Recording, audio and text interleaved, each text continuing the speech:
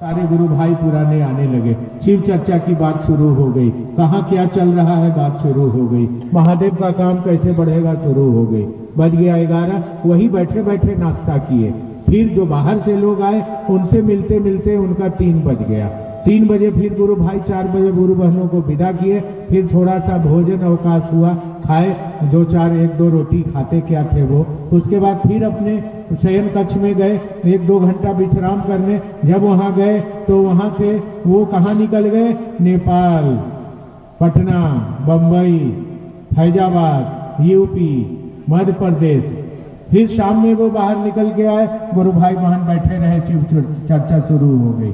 फिर रात में वो 11, 12, 1 बजे शयन के लिए जाते थे। जब गए तो फिर वो निकल गए दूर दूर दराज इलाकों में। शरीर सोया रहता था। जो हरिंद्रानंद महादेव का चेला था वो घूमता रहता था रात में जब बिस्तर पर चले जाने के बाद। ये मैंने देखा है कि 2-3 दिन के बाद एक गुरु बहन आती है, नेपाल से आती है, कोई दिल्ली से आती है और कहती है भैया आप मेरे घर आए थे कल, हमको बता रहे थे कि चलो महादेव का काम करो, जल्दी करो, निकलो, तुम छोड़ दी हो, बैठ गई हो, महादेव महादेव करो, ठीक नहीं होगा। और हमने हाथ जोड़ के कहा कि जी भैया हम चलेंगे। आपने पानी मांगा, हमने चापाकल से पानी कैसे दे, बोतल नहीं था, आपने कहा 2 चापाकल का पानी बढ़िया होता है। और जैसे आपको पानी देने लगे मेरी आंख बंद हो गई और आप निकल गए, भाग गए। भैया थोड़ा देर और रुक जाते तो क्या बिगड़ जाता। और लगी रोने वो। मैंने समझ लिया कि ये रात में जनाब सोते भी नहीं है, ये जब सोने का नौटंकी करते हैं उस समय भी जाते हैं और दूर दराज इलाकों में लोगों को शिव का शिष्य बनाते हैं। यानी ये शिव सूत्र, इस बात के पीछे गहरी राज छिपी हुई है, इस बात को समझिएगा। ये शिव सूत्र है और इसी को उन्होंने जगत में उतारने के लिए दिन रात भ्रमण किया है, चला है, लोगों को दिया है। तभी आज हम आप बैठे हैं। यहाँ कितने जात के लोग बैठे हैं। कोई किसी से नहीं पूछता है कि आप खीर खा के आए हैं कि हलवा खा के आए हैं, आप मांस मछली खाए हैं कि आप बाभन है कि हरजन है कि सुगर है कि क्या है, कोई नहीं पूछता है। दूसरे जगह पर वो लग जाएगा। अभी धरती पर बहुत सारे मंदिर हैं जहाँ कोई, जिसको आप कहते हैं शिव शिष्य नहीं कहते हैं, जहाँ कोई निम्न जात के लोग अगर चल गए पूजा करने तो पूरा मंदिर को धोया जाता है, पुचारा किया जाता है। लेकिन एक यही जगह है, सही जगह है जहां हम आप बैठे हैं, जहां न धर्म है, न जात है, न संप्रदाय है, न भेद है। बगल में आवा दीदी, बैठा दीदी, एजे बैठ जा दीदी, एजा जगह है दीदी, आवा दीदी, बैठा ना, कहाँ जा रहे हैं, कुछ देर और बैठिए ना भैया, महादेव की बात हो रही है। यहाँ भैया और दीदी हो गया, यहाँ कोई धर्म और जात नहीं रहा, सब मर गया। यही शिव सूत्र का कमाल है, यही शिव शिष्यता का कमाल है। इस रास्ते पर बढ़ने के लिए हरिंद्रानंद जी ने, मैंने देखा है कि ईमानदारी से लोगों के दिलों में शिव सूत्र उतारने का काम किया है मेरी बहन, है मेरे भाई, है मेरे पुराने दोस्त मित्र सहयोगी, मेरी बहनें, अब मत भटको, अब भटकने का समय छोड़ दो, खुद से चलो, अपनी यात्रा में खड़े रहो, अपने से महादेव की ओर बढ़ो। किसी का सहारा लेना उचित नहीं है, आप अपना सहारा बनो, आप अपनी यात्रा की ओर बढ़ो।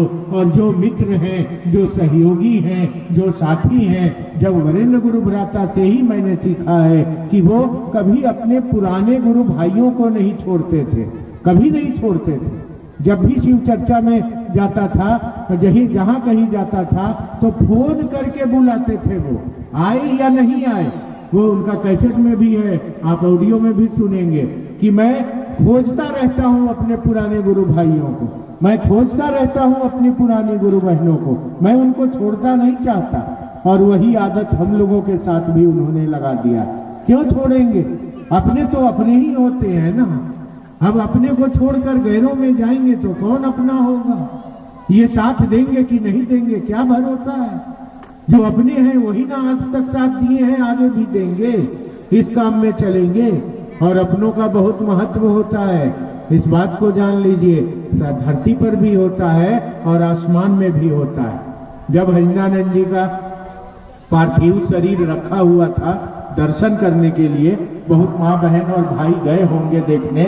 जब उनका शरीर फूल माला से सजाकर रखा हुआ था। रात भर गुरु बहन और गुरु भाई आ रहे थे दर्शन करने के लिए। मुझको हरिंदर भैया के आशीर्वाद से वही ड्यूटी मिली थी।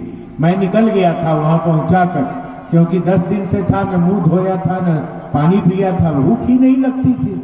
भला जिसका बाप मर गया है उसका भूख क्या लगेगा। अंत में गुरु भाइयों ने वहां पार्थिव शरीर पहुंचाने के बाद मैं गिर रहा था तो लोगों ने मुझको पकड़ा और पेड़ तोड़ से वो दतुमन तोड़ के दिया कि मुंह धोइए, मर जाइएगा आप तो फिर हम लोग कैसे चलेंगे, एगो तो वो चले गए।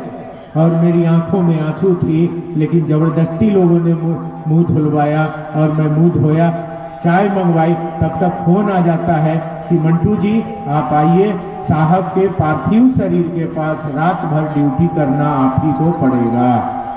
मुझको मालूम नहीं था, मैं नहीं चाहता था। मैं उनको देखता था तो मेरे अंदर का आंसू नहीं रुकता था। अपना अपना समझ है। मैं जानता था कि एक यही तो है जो महादेव लाकर दिया है, इसके सिवा कौन आया आज तक जो महादेव देता। जो लोग आए वो लोग तो जोड़ दिए अपने से, पैसे से, धन से, व्यापार से।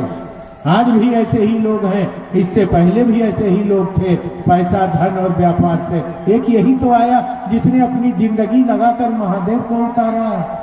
और मैं कलेजा पर पत्थर रख के रात भर उनके पार्थिव शरीर के साथ रहा। आप लोग गए होंगे तो देखते होंगे। और वहां अगरबत्ती जलाना, दीपक में घी डालना, गुरु भाई बहनों को उत्साहित करते हुए आगे बढ़ाना रात भर करता रहा। 12-1 बजे रात के बाद मैं तमाशा जो देखा हूं वो आपको बता रहा हूं। 1 बजे रात के बाद चूंकि बहुत